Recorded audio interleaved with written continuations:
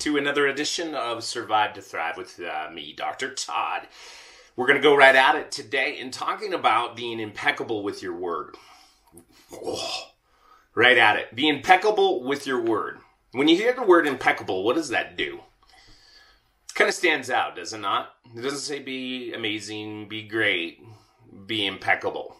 Be impeccable with your words. So I get a text on a Saturday morning. This was a week ago. Saturday morning. And our littlest one is beginning to thrive in soccer. It's just, she found a niche. She's just aggressive and she's got some skills. And so she's been excelling at this game of soccer. And that she goes out and she just makes it happen.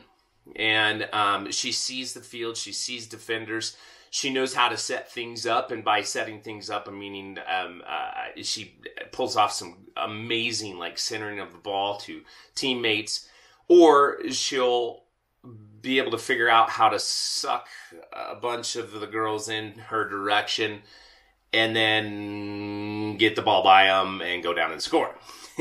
So this is her first year. It's her first full year. But last year, she played a lot of defender and goal, and she was really good at that. So we just didn't know. I mean, she just never scored really any goals because she was never put in that position. And this year, she's been put as a forward, and she's just going after it. And she scored 5 goals her first game. I think it was like 5 out of 6, 5 out of 7. It was 5 out of 7 goals. And then I can't remember her second game, but her third game I was able to show up at. And this Saturday morning, she texts me. She says, "Dad, I'm going to score 5 goals for you."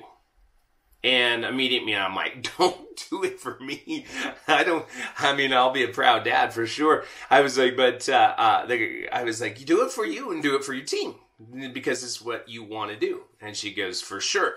And I'll post the text string with her on this. But we go out, and I watch her in the first half single-handedly just dismantle this defense and scores 5 goals in her first half. Now, there's 2 things that start to happen with this. Okay, 2 things. And some learning and lesson points for this today. But there's 2 things that happen. One, she owned up to her word. And she wasn't going to quit until she got it done. What a life lesson that can be. Here I am talking about and learning from my 9-year-old, soon to be 9-year-old. She's 8 years old. Putting a word out there and then being impeccable with it. Putting a word out there and saying, this is what I'm going to do, and watch me go do it. What if? What if we were all that same way? What if we were so impeccable with our words that it was something that we would never stop until we do it? Used to be a day and an age that you guys have heard this before, a day and an age where you could do a deal on a handshake because the word meant something. It meant something. But we've gotten to a day and an age that the word means nothing. Oftentimes it's a forked tongue, meaning that it could be this or could be that, right? And so you have to navigate this, and we have to bring attorneys in, and we have to draft things and figure out when we get screwed, when this relationship goes bad, how are we going to exit this? Because your word means nothing. So that's one part of it. But the other part of it that I realized was the aspect of she cut herself short. She did get her 5 goals within that first half. But then she was done. She was so exhausted. Now, I'm not going to pick on a little girl that went out and scored 5 goals. And then she dumps a gallon of water on her head because she was so hot, so exhausted, so tired. She spent it all to own up to her words. But also, we create limitations with our words quite often. And that whole second half, there was nothing left. Now, if she had set forth maybe 6 goals or 7 goals, maybe the second half would have been different. Okay? But we got two parts to this for you. One, being impeccable with your words. And then don't sell yourself short.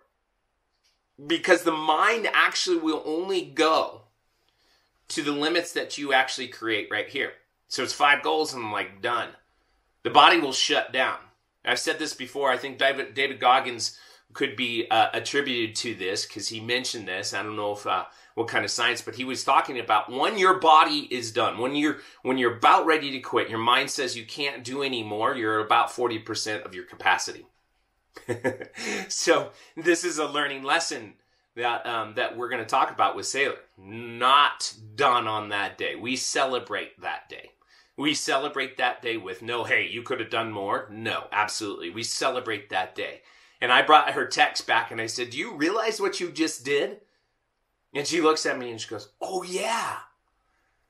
And it's the aspect that sometimes we create these things by putting them into motion, to declare them to somebody else, to put them in writing, to oftentimes forget that we were doing that, but to go out and manifest it, to go out and create it. And here she is, 5 goals. Boom. Got it. Done. And I showed her this, the screen that she had sent to me. She goes, oh yeah. I was like, exactly to the T, what you said you were going to do, you did. I was like, how does that make you feel? And she's like, awesome. I was like, awesome. Let's go celebrate. And we had lunch and we move on. We move on. But the learning lesson of all of this is to be impeccable with your words. We are actually talking about one thing of that we are going to do. I'm going to do this. We do it. We are impeccable with our words. If we're talking and using words, we use your words that lift up, words that elevate, words that actually empower ourselves, words that empower other people. We live in a day and an age where gossip is king. That's right. You are literally sitting on Facebook or Instagram, scrolling through and comparing yourself and designing a life based on what other people are doing. I wish I was that way. I wish I had that. I wish I could do this. I wish I was this way. I should be doing that. Oh my gosh, I should go to Tahiti like this couple did. I should have 3 kids because I only have 2. You are an endless pit of evaluating what everybody else is doing, which creates this element of measurement in the aspects of your words continue to help what? Either support that or drag that person down. And it's a lot easier to use words to bring somebody down because it makes your life feel better. Mainly because you have no purpose and you've put no direction to it.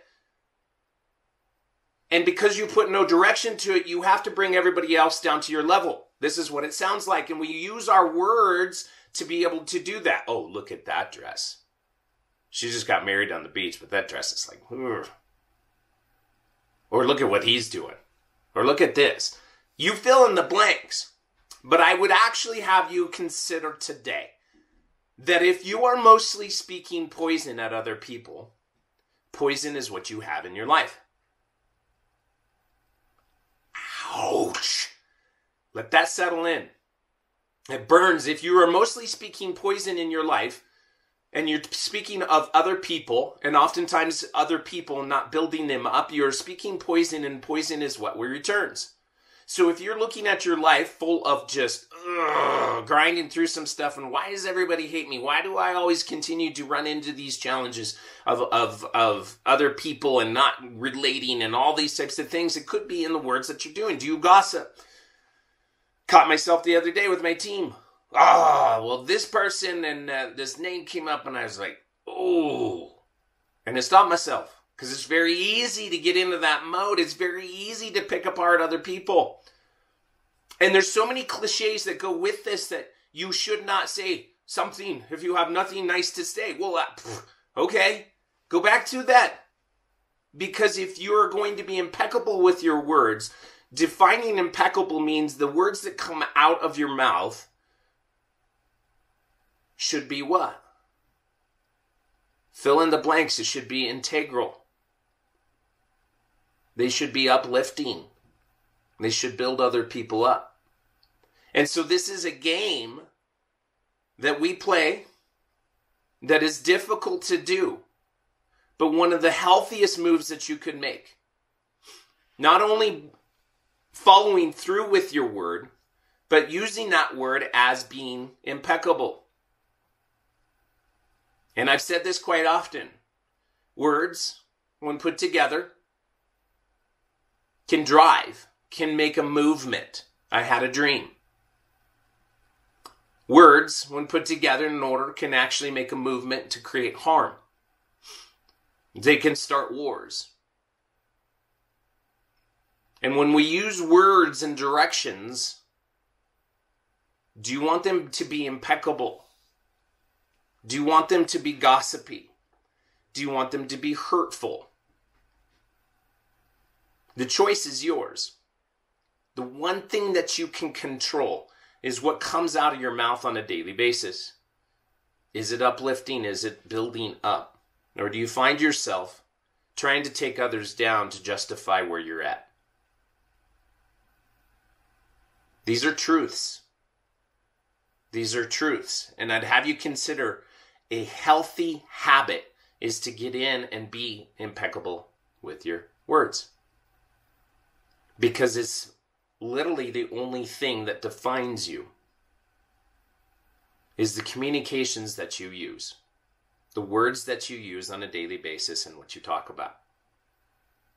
And we come full circle, learning from an 8-year-old that's impeccable with her words, meaning that she puts action before that or after that. She puts action to the words that she uses. Knows nothing different but to say, I'm going to go do this, and goes and does it. And here we are in a podcast listening and learning from an 8-year-old. To be impeccable with your words will find you in an element of speaking and uplifting other people. And what comes back? Speaking and uplifting of you. It just can't be any other way. It's a full circle. You see, this is the way the universe works. This is the way putting things out there comes back. So if you are in a pit of having a bunch of poison coming your way, you need to evaluate the words that you're speaking, because likely it is poison that you're putting out. You want a life above? You want to live a life that is elevated? Not just trying to survive a day? Be impeccable with your words today. That's all I got for you. In love and light, bringing you truths on a daily basis to be able to elevate your world. Elevate your words. Make them impeccable today. We'll talk to you tomorrow.